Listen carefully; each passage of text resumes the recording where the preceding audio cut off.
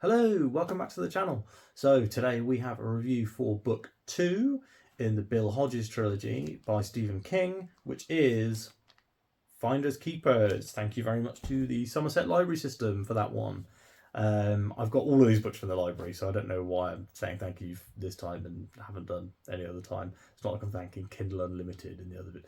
Anyway, so Finders Keepers by Stephen King, second book in the Bill Hodges trilogy, sequel to Mr. Mercedes, review of which you can find also on the channel, and that was posted last week. So, what's Finders Keepers about?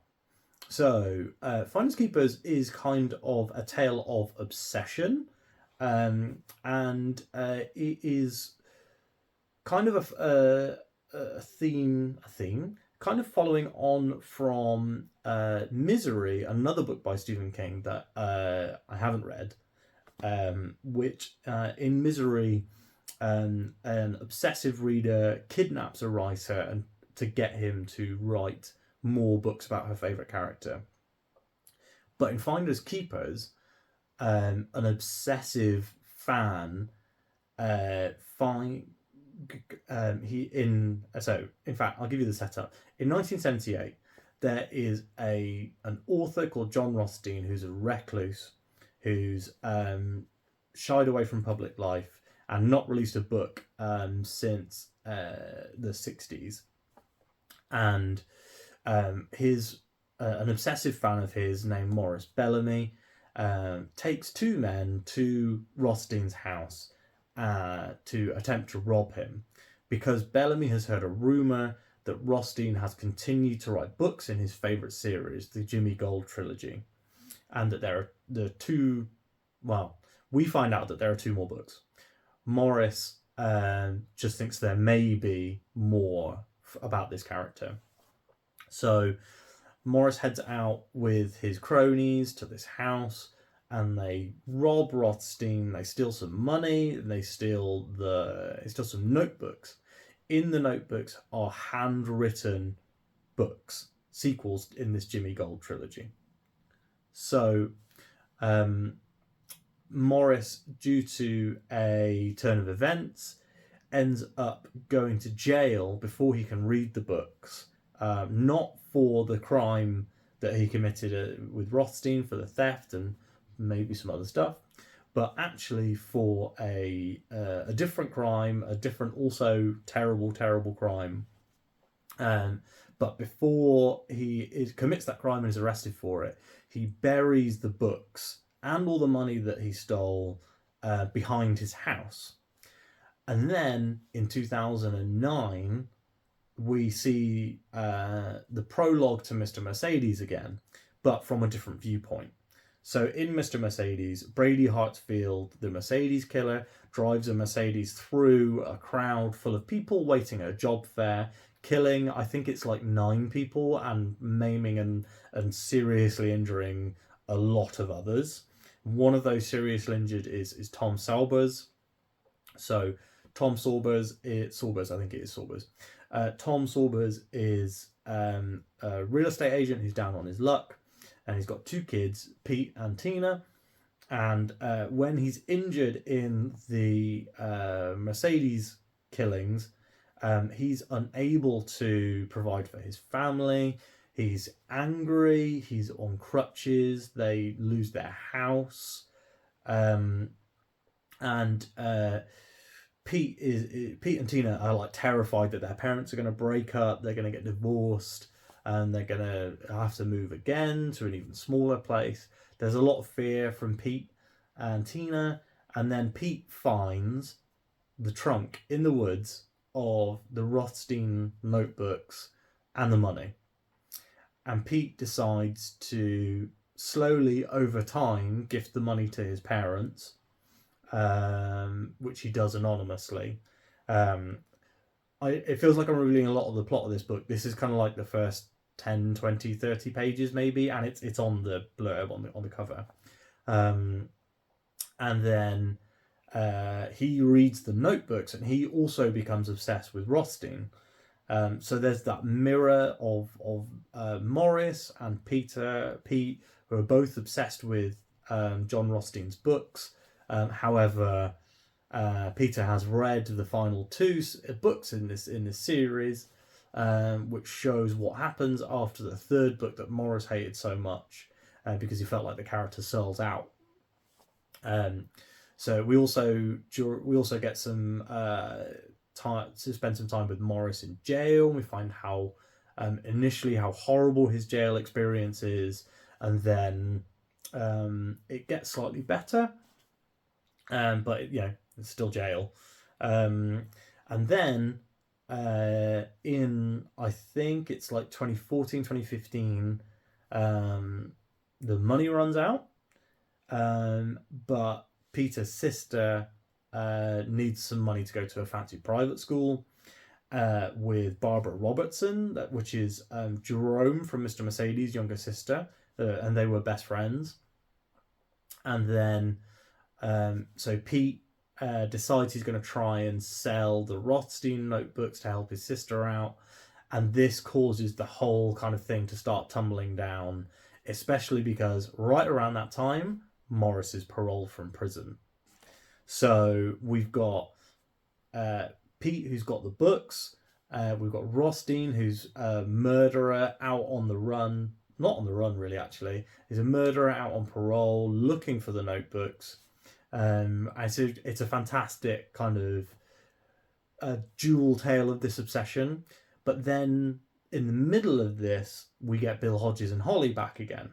So through Jerome's sister Barbara, Hodges is called in to help out, and Hodges then kind of becomes the third main character in the book. I would say for the first like 150 pages, you don't see Hodges at all. They're all flashbacks, and the main characters are Pete and Morris.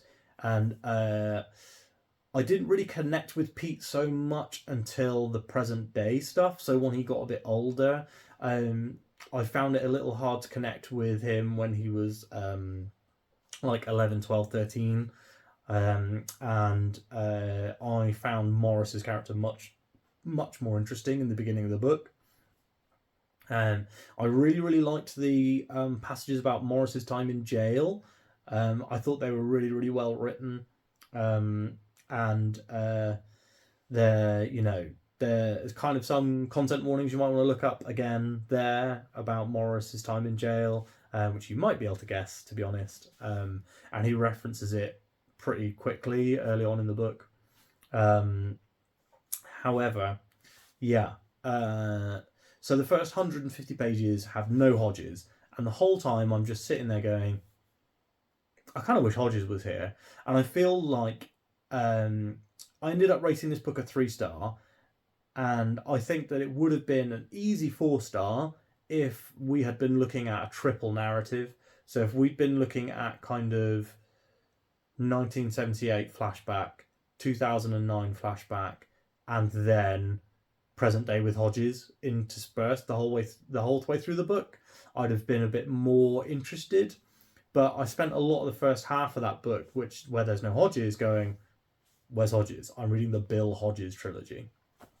When he finally turns up, we've got some great character development for him and Holly, and I really like the relationship between Holly and Jerome, which kind of starts at the end of Mr. Mercedes and has grown stronger over the years that have intervened.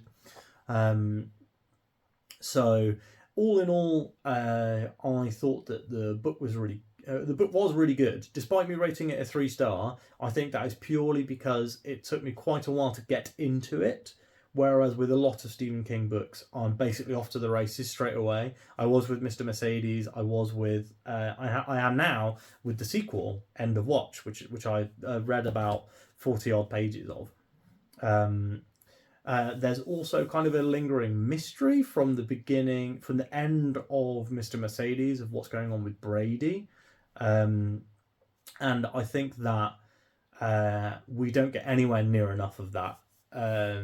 Obviously, because Brady stuff is Bill stuff, and it's like, because you don't see Bill for the first half of the book, it means that you can really only spend a very minimal amount of time on the Brady stuff.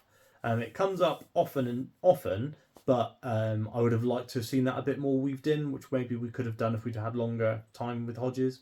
I I mean, it's difficult to criticize this stuff because, like, Stephen King is one of the greatest, if not the greatest, living writer of novelist, and it's hard for me, just some guy with a smartphone and Wi-Fi, to criticize him too heavily because the book is genuinely great.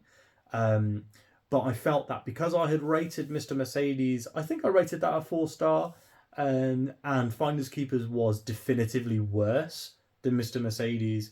I didn't feel like I could also rate that a 4-star, if that makes sense.